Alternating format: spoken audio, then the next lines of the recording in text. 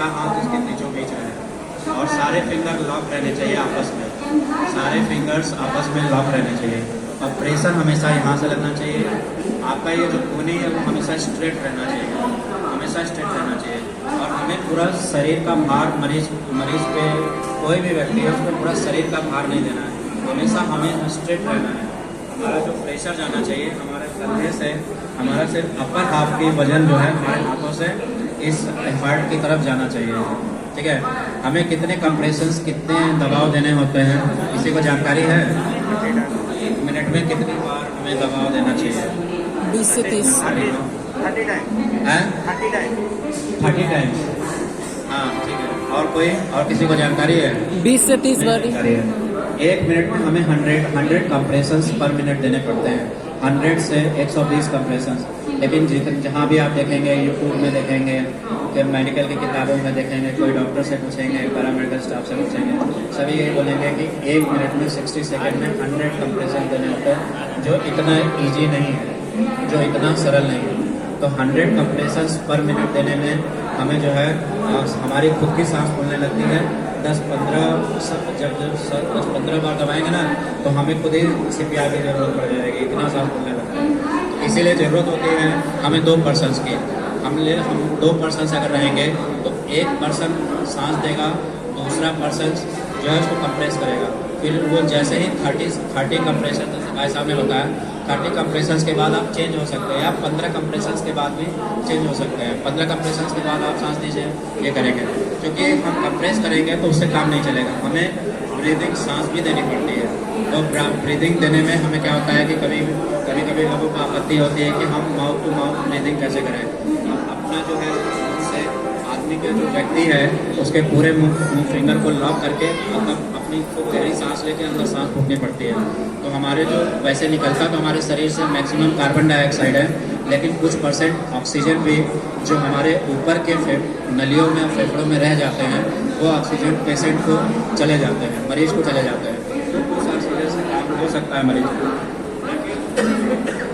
कभी कभी हमें ऑब्जेक्शन रहता है कि पता नहीं कैसा है आदमी, मंजन करता है कि नहीं, यार इसका मुंह बहुत गंदा महक रहा है, ये वो, दुनिया भर के लोगों के अपने अपने थोड़ी सी दिक्कतें होती हैं। तो हम जो है, अगर आपके सामने विटनेस CPR है तो आपको आपको सांस देने की बहुत ज़रूरत नहीं है, आप CPR भी कर सकते हो, केवल कंप्रेशन से भी उसको बचा सकते हो, क्योंकि उतना ऑक्सीजन मरीज के उस समय इतना रहता है कि उसके इतना ऑक्सीजन ऑलरेडी ब्लड में घुला रहता है कि उनके ब्रेन के लिए इनफ होता है, हार्ट के लिए इनफ होता है उस समय बचाने के लिए। तो हम क्या करते हैं कि 100 कंप्रेशंस पर मिनट देंगे, कोशिश करेंगे कि मरीज अगर नीचे रहे तो आप अपना बेंड डाउन हो जाइए दोनों नी से, इसके बाद आप उसको कंप्रेस करिए, उसके बाद आप कंप्रेस करेंगे तो 100 कंप्रेशंस पर मिनट करना है। और कभी भी मतलब है कंप्रेशन को डिसकंटिन्यू नहीं करना है, उसको कंटिन्यूएशन में करते रहना है। जब एक व्यक्ति सांस देगा तो सांस देने का रेशियो होता है 3:30:2, ठीक है। 15 अगर आप सिंगल रेस्क्यूअर है, रेस्क्यूअर बोलते हैं जो व्यक्ति रेस्क्यू कर रहा है, जो बचा रहा है, तो आप रेस्क्यूअर हैं, ठीक है, आप उनको बचाने की कोशिश कर रहे हैं, तो आप इनको सांस देने की कोशिश करेंगे तो 15 कंप्रेशंस के बाद एक बार सांस देंगे। अगर 2 व्यक्ति हैं तो 1 से 2 बार दे सकते हैं 15 कंप्रेशंस पे, नहीं तो 30:2 का रेशियो होता है, हमेशा 30:2 का रेशियो होता है कि अगर 30 बार आप कंप्रेशन देते हैं तो 2 बार आपको सांस देनी पड़ेगी। देखिए, सांस देने के कई तरीके होते हैं, एक तो आप माउथ टू माउथ कर सकते हैं, दूसरा बैक टू मास्क वेंटिलेशन होता है, एक आपने देखा होगा सब लोगों के पास मास्क टाइप का रहता है, वो लगा के भी ऑक्सीजन देते हैं। आप हॉस्पिटल्स में गए होंगे तो कोई तीमारदार डॉक्टर पकड़ा देते होंगे, आप पैरामेडिकल के आप इनको 3-4 गिनती गिन के दबाते रहिएगा जब तक वेंटिलेटर नहीं मिलता है।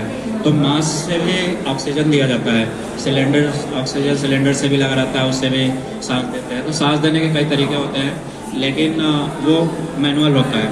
तो हम इनको 100 कंप्रेशंस पर मिनट पे देंगे।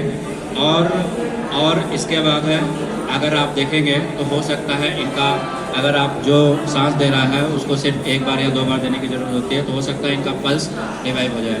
तो आप देखिए, जहाँ हमें मैक्सिमम कितना कोशिश करनी चाहिए। लोग कहते हैं कि हम सब कब तक दबाते रहे, कब तक दबाते रहे।